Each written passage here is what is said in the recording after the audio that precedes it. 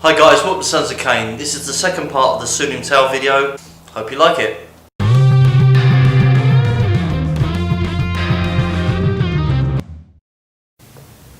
Don't forget to subscribe for videos each week and push the notification bell, which will give you an email when we post new content. New content is posted on a Wednesday and a Saturday.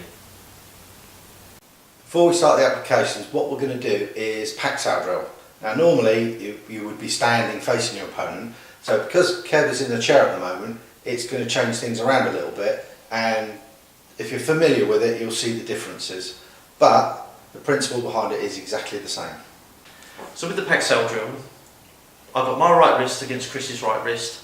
My left hand is roughly just above the elbow and the forearm. What I'm going to do is bring my left hand in and I'm going to slap his forearm to get that hand out of the way. Once I do that and it's down, I'm going to punch. Chris will then slap and punch.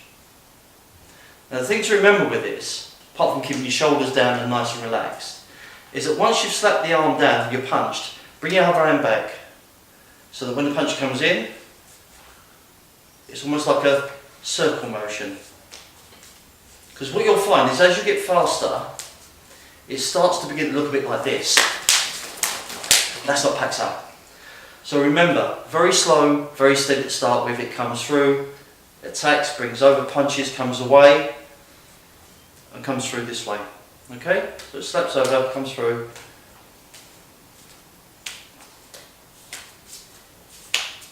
Nice and relaxed, and just keep going. Right, from the yoi, the first motion is a direct punch, and you would be chain punching, which is the go-to move. Secondly, we come up for this rising strike with the roll, the drawback, this position, which is here, coming in for this strike or control, and this is actually called a Fuchsat position.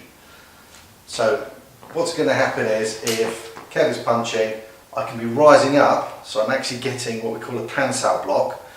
I would shift my weight slightly down so I can redirect it. What I don't need to do is this big motion, because I've then exposed myself to attacks. So it's enough, so if he continues past, I've got this nice wedging block, then I've got the rotation, so I can either rotate round and control, I can grab, bring it down, it doesn't matter. But what I'm aiming for is either striking here or here, controlling here, and then rotating round to get a control here. Instantly from here, as you can see, I could actually go into a wrist lock if I needed to. It will present itself at the time. But for the moment, all we're going to worry about is taking that, so it can be the block, and then I can go in for my strike. Now if you look at the height difference, it's going to cause some problems. So what I'm going to do, I'm going to ask Dan to come in. See, so Dan's not done Wing Chun before, so he's not versed in this, but if he's got the punch and I'm blocking, so if he puts some force into that punch, just drives forward, he's a big lad, I'm not going to deny it, but I can actually control that. But because of this wedging motion, if I drop my weight slightly, I can then control, wrap, pull, but you can see here, this will come in nicely. I'm on his centre line, I can attack the vulnerable spots. So what you're doing, I'll show Dan, is this angle here. In karate we have these 90-degree angles, 45-degree angles, we're creating triangles and circles. With this particular block we're actually having a 30-degree angle. So if Dan has this angle here, the reason being is, I mean he is a beast but he's now also a tank. This angle here, if any of you are aficionados of military history, the Russian tanks during World War II had 30-degree armour, which has now been adopted. So if that's up here, this is how much area I've got. 30 degrees gives me the optimal distance. So he's actually created more resistance by getting at this angle. 45, yes, it's still a good wedge, but that's good. That is stronger. So as I'm coming in, it's actually harder to do. If he's in too close up here, I can actually force him back. If it's too shallow, it's not going to be an effective block, and there's no strength in there whatsoever. But that 30 degree, it's nice and rooted. So the reason that this is at a 30 degree angle from here to here is for that extra strength. Looking at the next point, we're coming through with our arm, coming back, pulling and striking.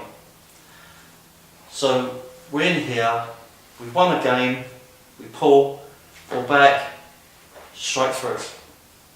So you're using the push-pull technique. So you're still using your arm to pull someone in while you're hitting them. Because you're both Wing Chun and because you're doing this, you just pull through and strike. Very effective, very, very quick. But the reason why we come to about this part of our chest and we never come back here is because we want to leave a little bit of space that we can roll. If I bring him all the way in, I've got nowhere to push through. So when you're doing this technique, remember, it's about, I would say about 6 inches, which is 15 centimetres. 15 centimetres. Through, open, turn, back, and it gives you a nice little space. Don't forget with this piece here, this is actually nice, strong. People think you're going to hurt yourself doing this. We practice this, it's an effective strike. We've got the solar plexus. It's very nice for the chin, the throat, bringing down on the nose, on the side of the face. It is an effective strike and it is worth practicing. But you're surprised how much power you will get from that motion. And you've got the opposite, you've got this hooking motion, so you've got this control, and with the fingertips together, if you've ever done karate, you'll know that they use this strike. I have seen it used in Wing Chun, but again, for getting specific points. So think laterally with some of this stuff, but as with all things, get the basics. Practice slow, practice smooth, make it work, and then you can increase the speed, the power, and then you can be looking at further targets rather than just one specific area, because each opportunity is going to be different depending on your opponent. The great thing about Wing Chun that I find is with disability. If I've got problems with my hands, I can't make a fist, I have digits missing, I'm using the back of the hand to strike. I'm using the whole thing like a shovel to pull, push and come through. I'm not having to grab, I'm not having to do a C grab, I'm not having to do the L grab. I can literally just use my forearm, to be honest. We have a Wing Chun guy, Mark Beersall, I believe his name. He's missing a hand. Absolutely fantastic Wing Chun practitioner.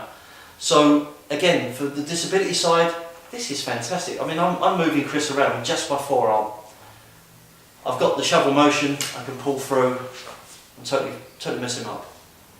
Thanks for watching, guys. We hope you like this video. As usual, stick your comments down below, give us a thumbs up.